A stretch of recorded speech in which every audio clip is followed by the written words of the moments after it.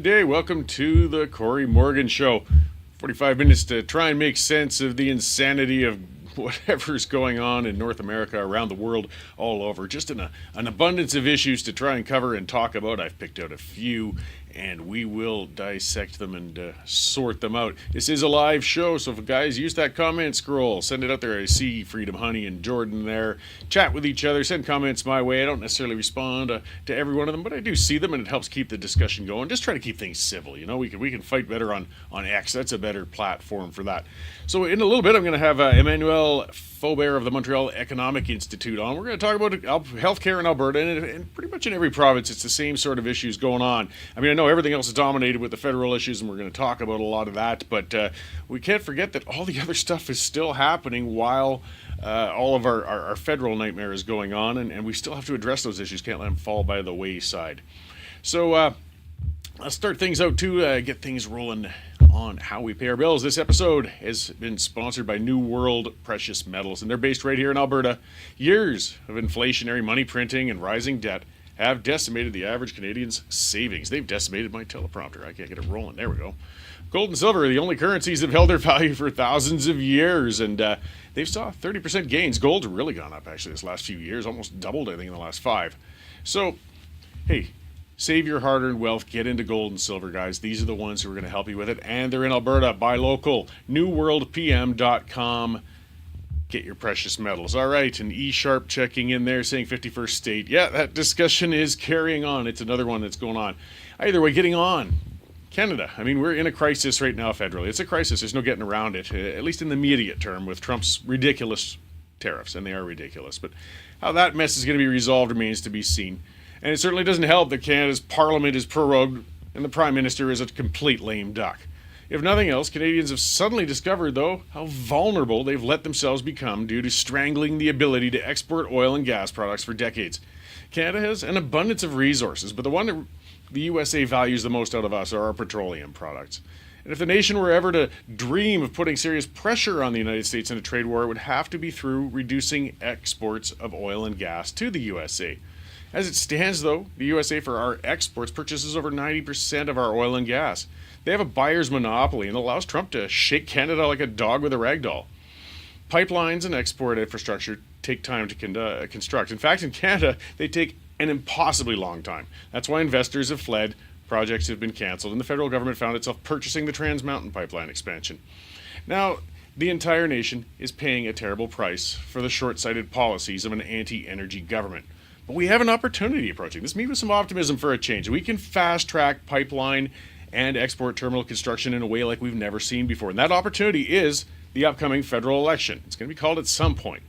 And in a democratic nation, nothing provides a more solid mandate than receiving the stamp of approval from voters in a general election. It's the one time when every Canadian has the opportunity to express themselves on issues and who they want to be governed by. I know it doesn't work out in the long run necessarily, but that's our best chance. Now, Quebec's been the main hindrance in getting energy infrastructure constructed to the East Coast. They use the nonsense term of social license and claim Canada doesn't have this imaginary license to build a pipeline. Well, what better way then, let's play the game, is there to garner this supposed license than to have it on the ballot essentially in a general election? Pipeline capacity expansion has the highest public support levels right now than it's probably ever had in Canada. No major party is going to lose a significant degree of support by campaigning on getting pipelines built across the nation right now. I mean, leftists, they despise Trump and Putin even more than they dislike pipelines. If Canada gets pipeline access to the East Coast, Canada will no longer need to purchase $200 million a year in Russian oil. And they could snipe some European oil and gas customers from Putin as well. With increased access to the West Coast, Canada could send its oil and gas products to the energy-hungry South Asian markets and reduce the discount we get on selling to the American buyers on the other side of the border.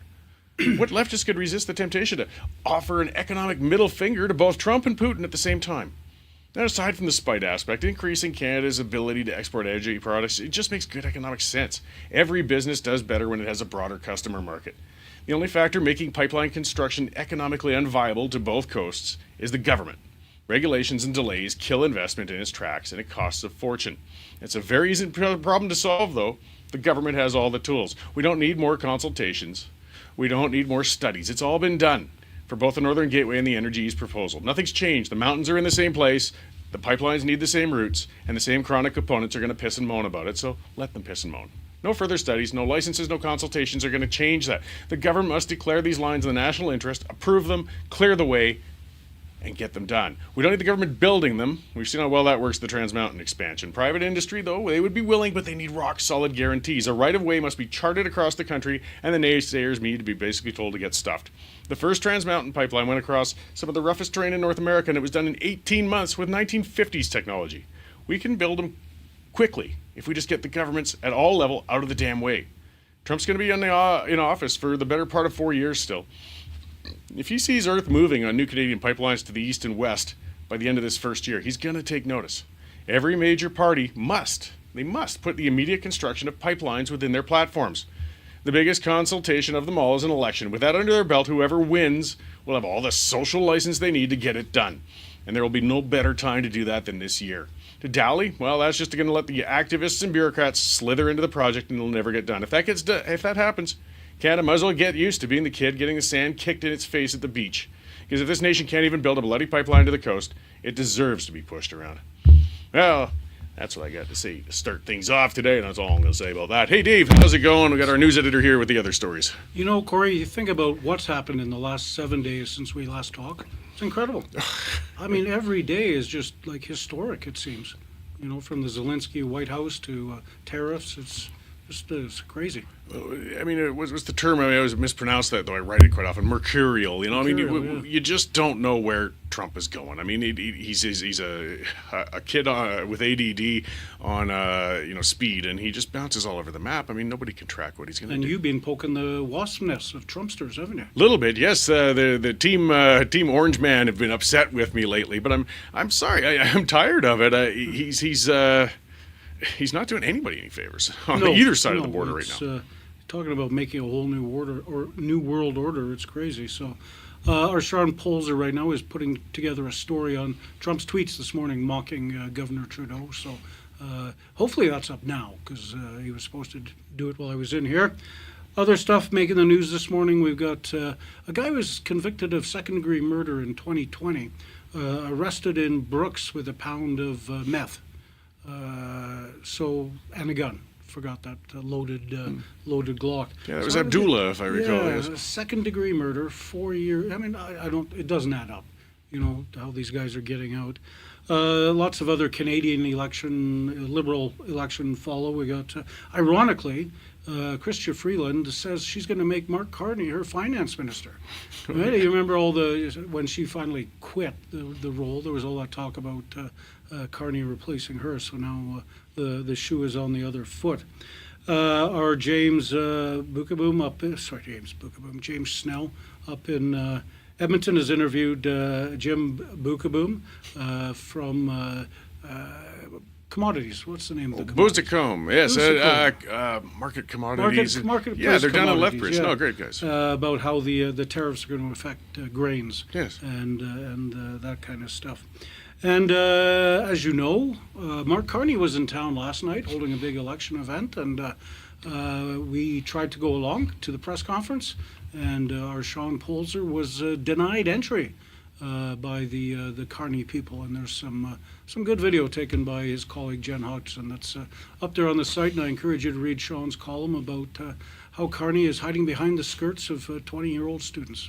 Absolutely, yeah, that video was just sad. I really did feel for the volunteer, I mean, that's just the cowardly thing. Just stick the young person at the door to try and, explain why people who have been invited to the conference are no longer and we had an invite, and she said, okay, just give me a second. And, she seemed willing to let us in with all the other mainstream media. And then she obviously got told behind the curtain, and she came back out and was like shaking a little bit and said, sorry, you can't come in. Yeah, well, you're a volunteer. You don't get stuck in the middle. Get at least a staffer who's making some bucks to take on send out George Sahal, who's probably behind the decision. Well, and you got to check your wallet and everything after he comes. Probably, porch pirate himself. Yeah. All right. That's it. That's it, that's all. But that's just this morning. I'm sure I know. All hell will break loose this afternoon as it usually does. Oh, I don't doubt it. All right, well, thank you for the update. I'll let you get back to cracking the whip on those reporters to keep those stories rolling, and we'll talk to you after the show. Thanks, Cory. Right on.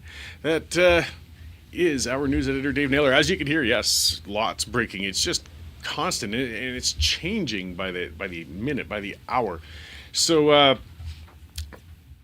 again, the reason we have those reporters going out to these events, even if they aren't allowed into them, and writing on the things that we are allowed to get into and so on, is because you guys have been subscribing. So this, I'd like to thank you who have subscribed already, and if you haven't subscribed yet, guys, it's $10 a month.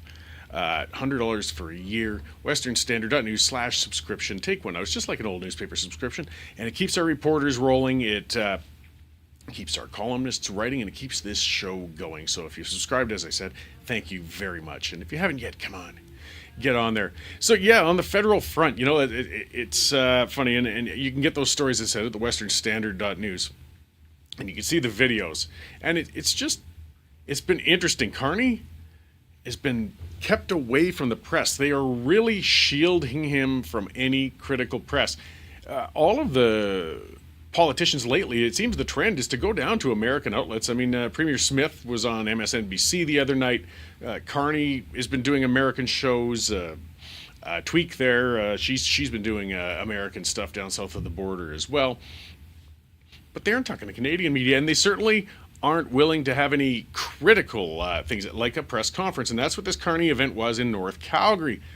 So they sent out invitations, and that's what happened. So media outlets got these invitations, these letters saying, come cover this thing, ask some questions. So Jen and Sean showed up, and they had their letter, their invitation, but they gave it in. And then, yes, this poor young volunteer goes back, says, okay, just a moment, I'll be right back. And she comes back and says, I'm sorry, you're not allowed in here. So, well, what do you mean? We got this letter you invited. Well, I'm sorry, you're just not allowed in. So the Western Standard is basically banned from covering Carney's conferences. But talk about weak. How weak is he?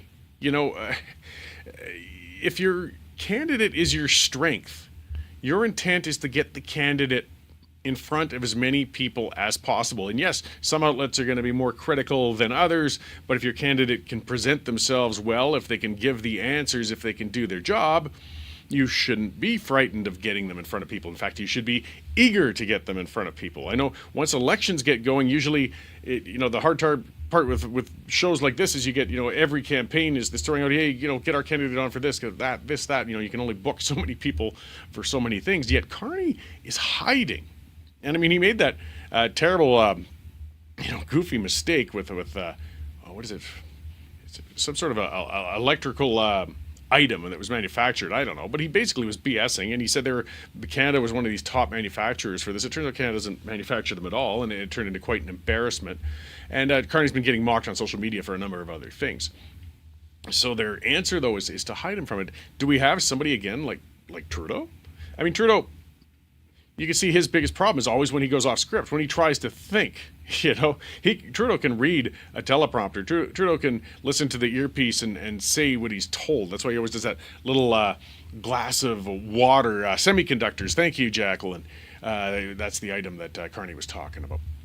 But yeah, Justin, he gets a question asked, and of course now it's off script, so he stops. He takes a slow drink of water while the voice in his ear tells him what he's supposed to say. Carney, as we thought, was at least he's a liberal. He's scary. That was the scary part. He's supposed to be smarter than Justin. And that's a pretty low bar to begin with. So, you would have thought that he'd be able to answer these questions, get on the spot, do these things. And he doesn't appear to be, which is really interesting. Carney is a political creature, but not an electoral one, right? I mean, he's always been there, governor of the Bank of Canada, very tightly tied to politicians, of course, at high levels, Bank of England later on, but it's a different animal to campaign, to get in front of people, to get in front of voters, to get in front of media. And it doesn't look like he's adjusting very well to it. And the polls have been interesting in the elections. So we've been seeing a bounce, a surge, and it looked like the Liberals have been gaining ground, but now in the latest poll, it looks like they've dropped yet again.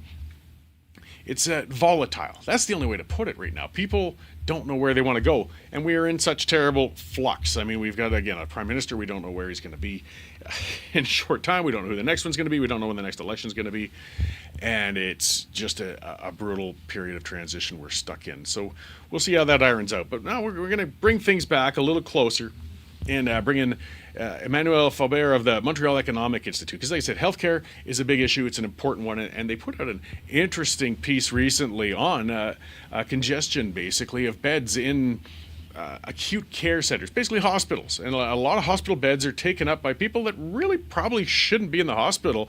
So thank you very much, Emmanuel, for joining us today. My pleasure. Thank you for having me. So your piece put out it said be up to 10%. That's just in Alberta, but I imagine this is probably a cross country problem. We have a lot of people taking up hospital space that would probably belong in a long term center. Exactly, exactly. So we have a lot of what we call alternate level of care patients. So this means that these are patients that still require healthcare services, but not acute care or hospital services. But due to not having any other options, they end up stuck in those hospital beds and taking and using hospitals' resources for uses that are not supposed to be. Yeah, they're not supposed to be seniors care center or people with long-term disabilities. I've seen that happen in hospitals as well, that perhaps facilities that would be better suited are again getting full. So somebody with a long-term disability of some sort is almost warehoused in a hospital. But if you get an emergency, or as we saw with COVID, those beds run out very fast. Exactly. That's how we end up with hallway medicine, where we have people in closets or straight up in the hallway. So I would imagine, though, the solution is to build or construct or bring in more long-term facilities and centers for patients to go to, so we aren't using the hospitals that way. But what are the hindrances? Why are governments not doing that then? So there's always constantly efforts to building and transforming and creating new spaces. That's always being done. But what we're seeing is that the demand for these beds grows faster than the creation. So what we're seeing is that despite all the new beds, there's always more demand, which means that people wait a long time before getting access to those. Another solution would be to look into home care services. And if you look in Europe, like in Germany or the Netherlands, they have a model where they promote home care services, whether that is home health services or home support. So whether that is the help of a nurse practitioner or the help of someone to just help them cook, clean, or take a bath. These services are less costly than hospital services or institutional services, and would help people stay longer at home and also free up hospital spaces. So I guess perhaps is some of the issue with this. I mean, a lot of those services, I've heard some of them advertised too. There's private services that do it, but have we got an ideological hangup? I mean, that's a lot of a battle that's going on in Alberta is outsourcing, for example, specialized procedures to private medical centers. Is there perhaps some resistance to outsourcing to private providers for home care or even long-term care facilities?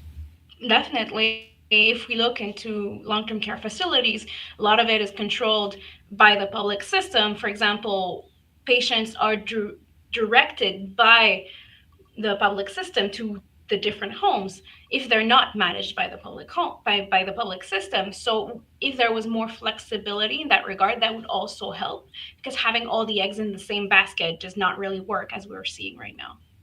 So, have you been in communication? Like the Alberta government's the one you highlighted, but have you talked to governments? Are you seeing initiatives coming down the line to perhaps address this problem right now? The initiatives we see all around is creating more beds. That's definitely an initiative that we're seeing across the board. Beyond that, there's a lot of restructuring that is being done in many places, so that will probably come down the line eventually. So the new beds. I mean, that's a term we hear a lot. You know, we hear that in healthcare a lot. It's always about the beds. And usually they're talking about hospitals, though. They're talking about a centralized care model. Uh, would as well decentralized models, as you said, in European countries. How is that working out, though? Is that uh, government funded for new centers, or are they paying for the private ones again to provide these? Well, there's a variety of model, but if we look into the model I was talking about, which is called cash for care, that model is done through an insurance scheme. And the way it works is that then the patients are given an envelope. They're giving the choice of either go for the institutional route and go with the healthcare provided by the state, or they can get an envelope of money that will then be used to get home care services or home care supplies. So that's one of the model that is being used and that it seems to be working well for the population. So it's interesting. It sounds almost like in a healthcare method of a voucher system is used for education. Let the individual choose the facility that best suits them or the type of care that best suits them rather than just having one standardized manner of it.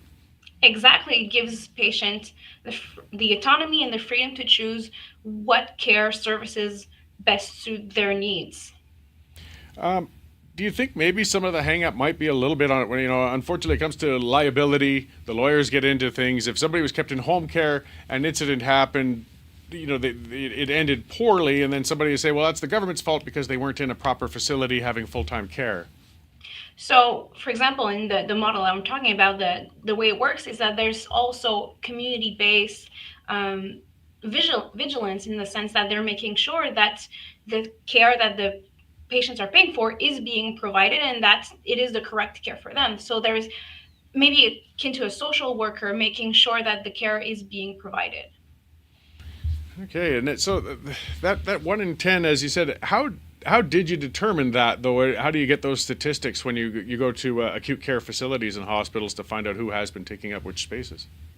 So essentially, it's can be a very complicated measure, but then they look into a patient when they don't need that space anymore. They technically could be discharged, but due to lack of space elsewhere, they cannot be properly discharged. So then they are counted. We count each day that a patient spends in that position as alternate level of care days. And if you count for all those days in proportion to the entire stay and the number of beds, that's how you end up with these numbers.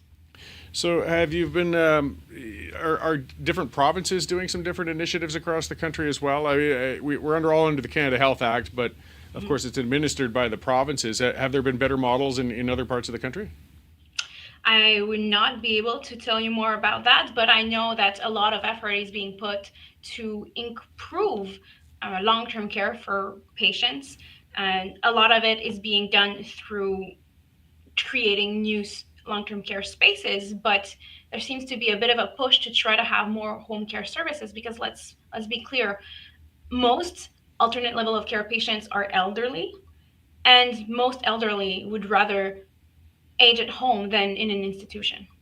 Absolutely. I mean, we also hear of people basically kind of getting divorced by senior center. When one has to go into a care center, but there isn't space for both of them, and they end up in separate spaces. If they could be kept at home, again, you could keep potentially couples together much longer into their retirement, I would imagine. Definitely, because also let's be clear, these long-term care spaces are designed to take care of patients that have a variety of medical needs. And the thing is that if a patient, let's say, only needs someone to help them take their medication on the daily or do the dishes or clean, they don't need necessarily the level of care that is provided in a long-term care home. That is why ensuring that these people that have, let's say, less complicated need can stay home frees up long-term care spaces for people that have more complex needs as well. Yeah. So, I guess is some of the hindrance perhaps a bit of the labor pool too, though. I mean, it's labor intensive to care for people, no matter how you look at it. But if you centralize it, theoretically, you could do it with perhaps a smaller pool of people versus ones who are going around to a broader area for home care. I'm just playing devil's advocate. Would we be able to train and draw the people to be able to maintain that sort of care for people? Well, let's be clear. Hospital care is a lot more labor intensive than just taking care of long-term care patients or even home support. So resources are being used in hospitals are a lot more intensive and are a lot more costly, take a lot more resources than long-term care and home care services. Also, home care services, they're not just health related. They can also be, as previously mentioned, support type care. So these are also less intensive in terms of resources, but also in terms of knowledge and ability. Well, and I would imagine it's good for people's mental health as well. I mean, most people don't want to be in a institutional environment. And we know that if your mental health declines, your physiological health can often follow quickly. If you're in your household, you're going to have more access to your friends, your neighbors, and people coming by versus being in a hospital bed. So, I mean, switching to more of that model could pay off on a number of levels, I imagine. Definitely, there's been studies that have shown that elderly that were in more home environments, either more home style institutional care or home at home directly, had better mental health outcomes compared to more medical institutions. Great. Well, so was this presented or sent at least to the health minister and such, or you're trying to work with them to hope for better policy formulation? It is publicly available, and if they want to discuss ways that we can improve wait times for long-term care services in Alberta and thus help overcrowding in hospital, then we'll be happy to discuss. Excellent. Well, before I let you go, then where can people find your paper to see this in more detail? So you can reach it at www.iedm.org. Okay, and that's the Montreal Economic Institute. I just like to. I've had guests from your group. You're great, on a number of times. It's not just a Montreal or Quebec focused by any means. You cover issues across the country, right? Definitely. So it started in Montreal 26 years ago now, and we're also in Calgary and Ottawa now. Excellent. Well, I thank you very much for that work. And, just pointing out, we need more healthcare solutions. Lots of people are pointing out the problems and just pointing out, okay, we have a problem with 10% of the people being within there. How can we deal with reducing that while still caring for people? So I appreciate that work, and you're coming on to talk to us today about it. Thank you. It was my pleasure. All right. I hope we get to talk again soon. So again, that is the Montreal Economic Institute, and yes, they're a great site, and you can see they do some good common sense work. They do some studies. There's resources on there. Check them out. Google them, and I think it's one of the only things that kind of holds them back a little. People assume it's just something based out of Montreal. That's the problem when you attach a region to the name of your group, but no, they talk about things across the country, and often a lot of Western things. They talk about on energy issues often as well, and cover things really, really well. I mean, it's good common sense talk, right? All of us, if we think about the same thing, if we get to our later years, you want to be in your home as long as possible. I mean, our healthcare resources are strained. They're overwhelmed. I mean, part of the, I've talked about that a number of times. The Canada Health Act itself strangles us.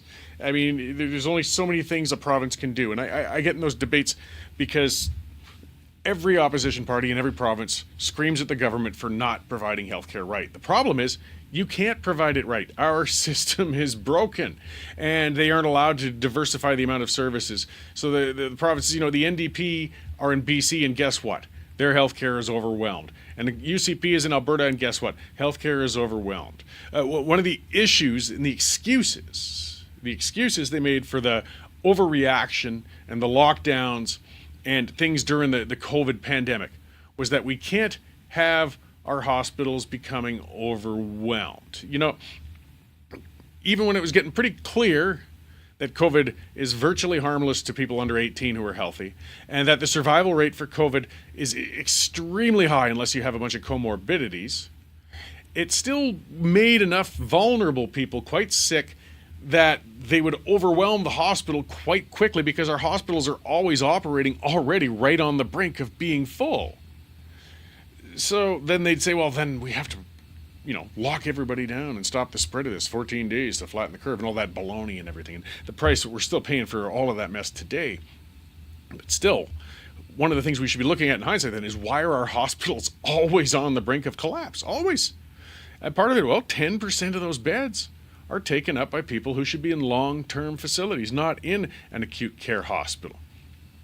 This ties in, unfortunately, to some of the things that Premier Smith has been trying in Alberta to get surgical centers outside of the general hospital, because we don't need to have everything in that centralized location. I mean, again, if another pandemic comes, a real one, a bad one, and we do have our hospitals being overwhelmed, part of the problem that happened with COVID was a bunch of procedures got put off because they were all supposed to be done in a general hospital and they couldn't do them. If they were in outside freestanding facilities, we could still get people's hip and knee replacements done, get those items off the healthcare list while still maintaining a general hospital to deal with people with more acute things. But instead, we stuff everything into one centralized monster, and it's a giant bureaucracy. But we don't know what the heck's going on now in Alberta because there's a big scandal that's broken out because leave it to government to make a mess. It sounds like, and we're still waiting for the details. Now, there's going to be an independent inquiry in Alberta over what might be, I mean, we don't know yet. There's a whole bunch of allegations pushing all over the place, but basically, there might have been some backdoor type of deals or at least some sole sourcing going to people who are going to get those private facilities, pulling it out of there. I mean, people are receptive of getting into, broadening care and new options, but they do want to make sure that they're getting the best bang for the buck. They want to make sure that somebody's not lining their pockets with healthcare dollars. That's what mortifies people. They want those health dollars to be focused on healthcare, getting to the patient. Either way, it just makes a lot of sense, right? I mean, a person can make the rounds. I listen to, on talk radio and so on, you quite often hear ads for one of those home care things, and they talk about the family keeping mom at home longer and everything else. But that private service, I mean, they talk about it starting at I believe a couple or a few $1,000s a month. That's a lot of money. Now, keeping somebody in a hospital costs a heck of a lot more per month than that even.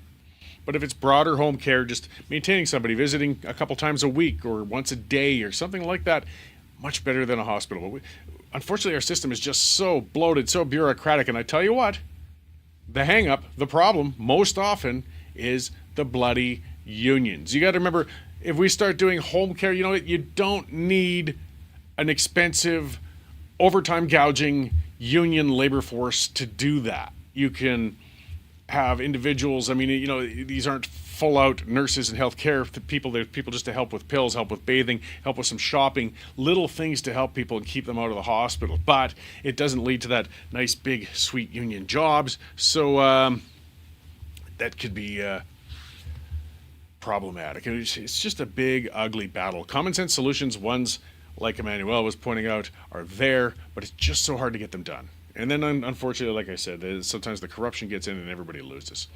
So I saw Wild Rose, a commenter earlier, asking about the US 51 concept, my thoughts on it. So that's something that is President Trump's really been rattling the Canadian chain a lot over of course, this for months now, calling Trudeau Governor Trudeau and so on.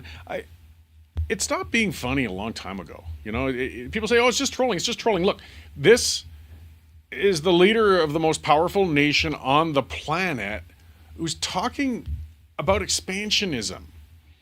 And even if you're a supporter of the concept of Alberta or Canada becoming the 51st state, this isn't the way it's going to happen. In fact, I think we've seen more binding and bonding among Canadians. When you've got what you see as an external threat, economically at the least with these tariffs and such, you're seeing more Canadian flags being waved than we've seen since the convoy. And not because they're upset with that. They're saying, I am Canadian and I'm proud of it. So if you're independence-minded, if you're US 51-minded, it's not moving you closer to that goal at this point. A lot of people, I think, and I'm very much of that. I've put it on X. Look, we've got the Mr. Rath. He's going down to Washington to pitch the Alberta 51 idea and things like that. Okay, go for it. But it should be pitched to Albertans first. I traveled a lot. I did a lot of speaking events and at very independence friendly venues. And then one of the things, it was with Dr. Modry a lot. We were speaking together, and he would always poll the room with a straw poll and ask about what people's visions were for things. So, I mean, again, it's a stacked room. So he'd say, what would you like to see? Would you like to see Alberta stronger within a stronger province, but still within Canada? And a good handful of hands would go up. Would you like to see Alberta completely independent on its own? And most of the room's hands would go up. And then it's, if would you like Alberta, BC, Saskatchewan, you get a whole bunch. And he'd ask about the US 51. And usually that's only a handful of people. They're there, they're vocal, they want it. But even among the independent set, it's a smaller number.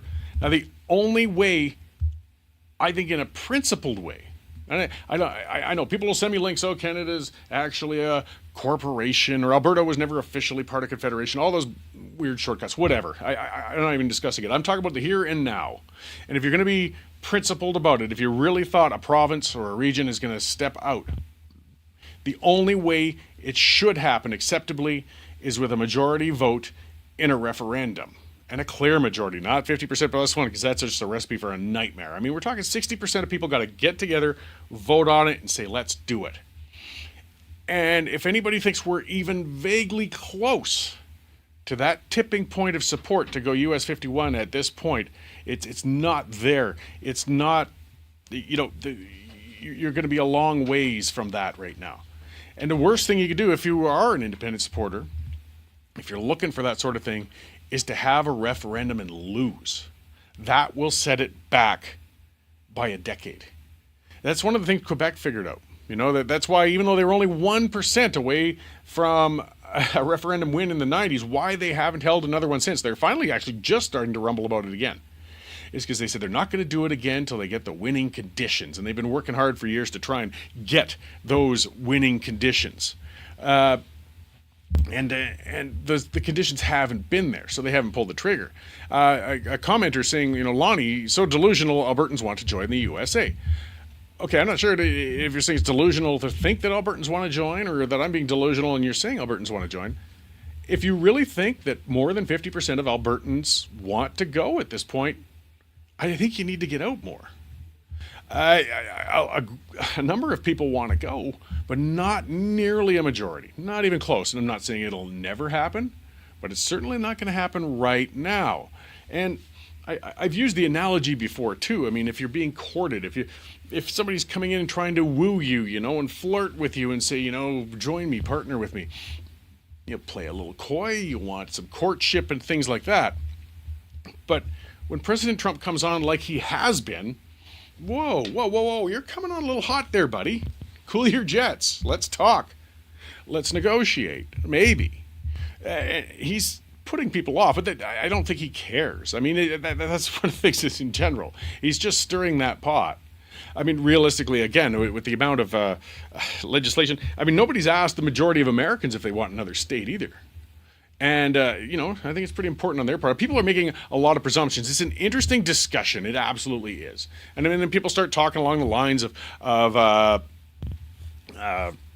the better elected senators and other things that are available with the United States. Absolutely. But to the point of realistically looking at getting into that, we're just not there quite yet.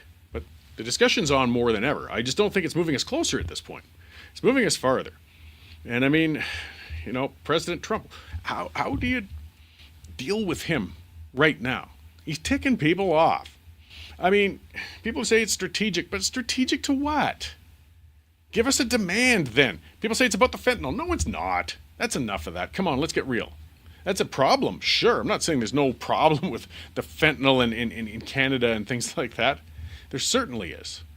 But there's nothing, and he's kind of said there's nothing we could have done to stop that. The next day he's talking about a trade deficit. He's saying that he's subsidizing Canada by $200 billion a year, which is completely untrue. But that's his selling point. He says we're going to end that. And then he says we're going to take all the auto manufacturing back down into the United States. His terms keep changing with whatever he's talking about day by day. How do you negotiate with that? Premier Smith tried. She took the approach of going down to talk directly. I applauded it. I thought it was a good tactic. Head down to Mar-a-Lago. Head down to the inauguration. Make your case. But what happened? Pretty much didn't make a difference. Whatever Trump has in mind, there's not much we can do, it seems, that's going to impact that. As Kenzie's saying, not being weenies to hang on to America's coattails. I mean, that's some of the things that we've got to at least, as I said in my opening monologue, strengthen ourselves. We've got to make sure that we can sell to other customers, because he's just shaking us around because he can. And it doesn't mean we have to be fighting with them, but you got to be on stronger footing. So if we're going to have a president, even if it's a future president, starting to be a pain with us, say, well, you know what? we can sell the biggest heavy oil refinery on the planet is in India. I'm sure they would be happy to get a few more tankers of Albertan heavy crude getting out there. People also, we were talking about light crude because they keep saying, oh, the Americans are the only ones who can process. That's not true. Plus, Alberta produces, 370, people forget, we talk about oil sands all the time, but over 370,000 barrels a day of light crude oil conventionally. And I think just about as much of that conventionally in heavy crude. Like, we got to look at things. Wilder is saying this isn't about border security or drugs. I think it's a Meyer about resources he needs. Yeah, I don't know. It makes more sense, right? There's an interesting with Tristan Hopper he was putting on the National Post because President Trump, again, he took, and there's some of the things that frustrate me with him because he's such a BSer, and he is, guys. He is. I mean, if you look back only 5 years ago, because he ripped up NAFTA, or North American Free Trade Agreement, and he said, we got to make a new one. And he made the new trade agreement. And he trumpeted it. He said, this is the best trade agreement ever. He said that. He signed that. And now he's gotten in 5 years later and ripped it up and said it's crap.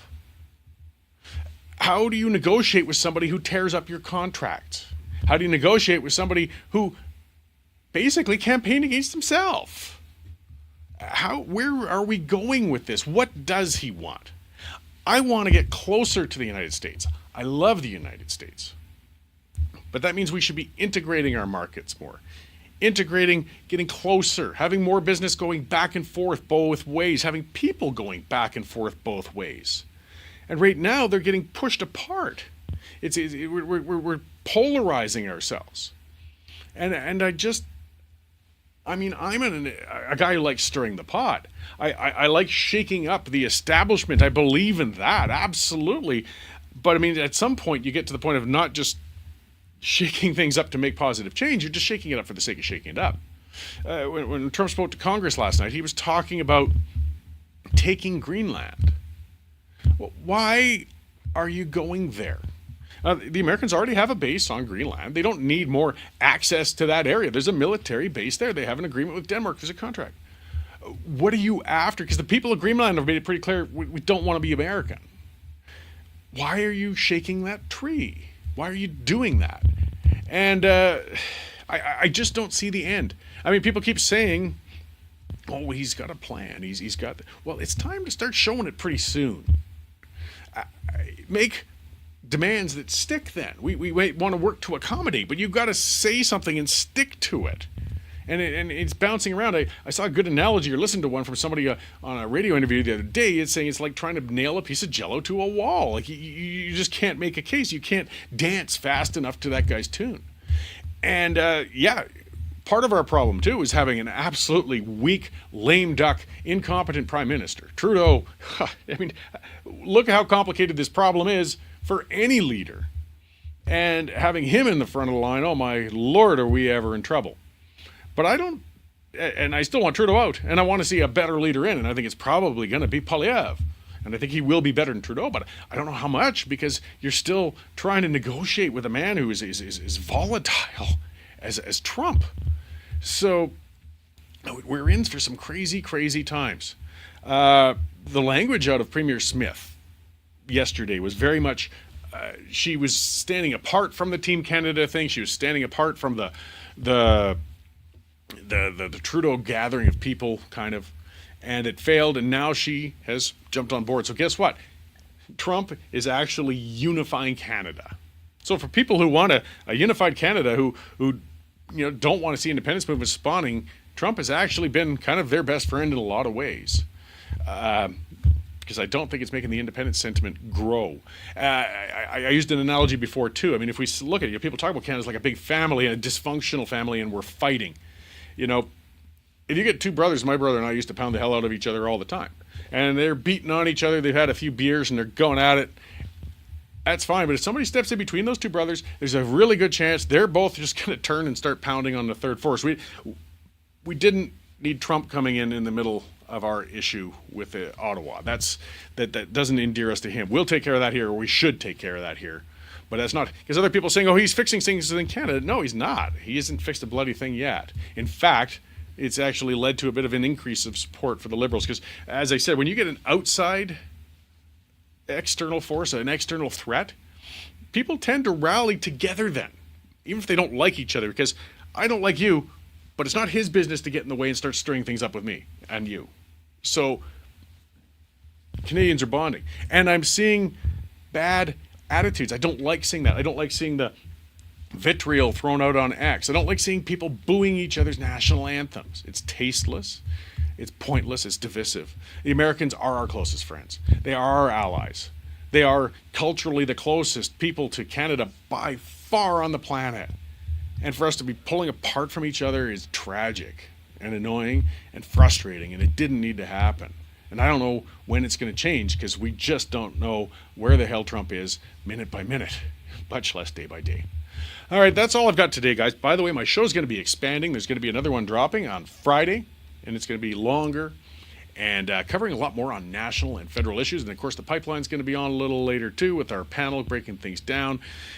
Because, yeah, there's just so much to cover.